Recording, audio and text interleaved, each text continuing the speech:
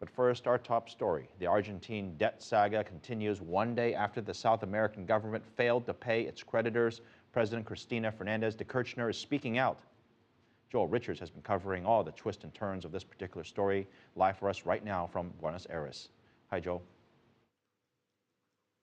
Evening, Phil, and twists and turns really is the what's going on here. Still, people are trying to work out exactly what's going on here in this standoff between Argentina and the holdout hedge funds. And today, depending on which analysts or experts or economists you listen to, the reason we're at this situation ranges from Cristina Fernández de Kirchner, the Argentine government, to Perón and Evita, and also, of course, to the holdouts and even the US judiciary system. So still, we're no clearer yet to knowing how this is going to be solved.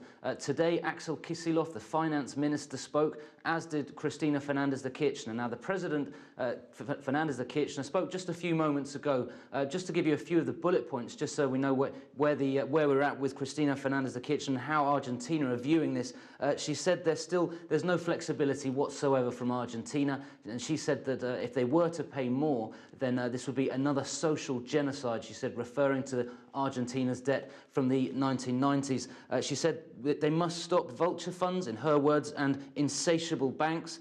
She said that Argentina will honour 100% of their international debt, but the reason they haven't found an agreement with the holdouts is that those hedge funds are looking for about a 1,600% profit. So that's something which Argentina are unwilling to negotiate. And obviously Cristina Fernández de Kirchner, again, really stressing this idea that here in Argentina, they do not consider that they're in default. They have paid the money to the bondholders, but that money is now stuck. So here in Argentina today, really, it's still been very much a question of trying to work out exactly where we're at and how Argentina can get out of this mess. Argentina awoke on Thursday to uncertainty. Some sectors of the local media boldly announced the country was in default. Others said the reality was somewhat different. In his morning address, the cabinet chief, Jorge Capitanich, dismissed the idea that the government had entered default. They try to say that the Argentine Republic is in a supposed technical default, which is an absurd lie that tries to block the process of restructuring. Argentina paid up, and Argentina has fulfilled all its commitments from its contracts. People are still unsure about quite what to call this situation.